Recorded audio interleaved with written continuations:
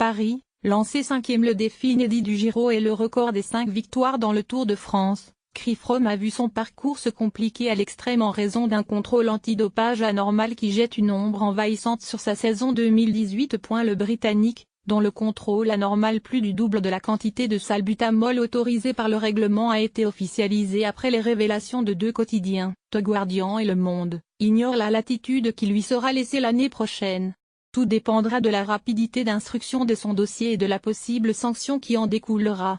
Avec, dans l'hypothèse d'une suspension, une question supplémentaire liée à l'appel devant le tribunal arbitral du Sporta qui pourrait suivre. Dans un passé récent, l'exemple de l'Espagnol Alberto Contador incite à la circonspection sur la longueur des instructions et des procédures.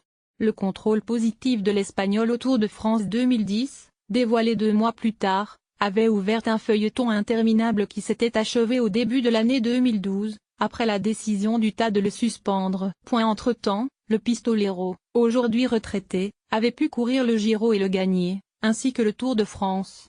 Mais ces résultats avaient été ensuite effacés par le tapoint pour Froome, qui n'a pas confirmé la date de sa reprise de la compétition en 2018. Les inconnus sont multiples. Pourra-t-il être présent au départ du Giro, début mai à Jérusalem, ville départ spectaculaire mais politiquement contestée? Courra-t-il le Tour de France dont il est le vainqueur sortant? Quelles conséquences sportives aura son affaire même si ses adversaires, à l'exemple de l'Italien Vincenzo Nibali, se sont montrés prudents dans leur première réaction? Avant d'apprendre la nouvelle fracassante qui a chamboulé la donne pour 2018, son dauphin du Tour 2016, Romain Bardet, avait salué la décision de Froome de s'attaquer au Giro. C'est faire honneur au cyclisme de tenter ça. Mais, tout en désignant le Britannique pour grand favori du Tour, le Français avait ajouté: c'est une grosse prise de risque de sa part.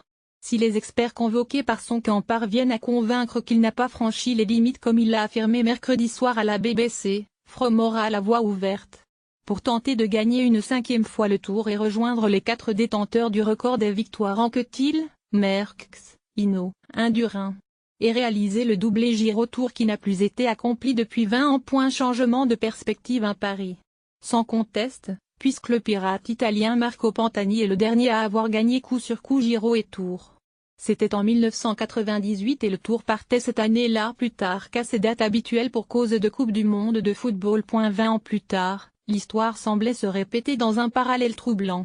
Les organisateurs du Tour ont demandé et obtenu un décalage d'1 semaine, afin que la concurrence de l'événement planétaire du ballon rond soit limitée à 8 jours. En conséquence, l'écart séparant l'an prochain l'arrivée du Giro du départ du Tour 7 juillet à Noirmoutier atteint 40 jours pleins.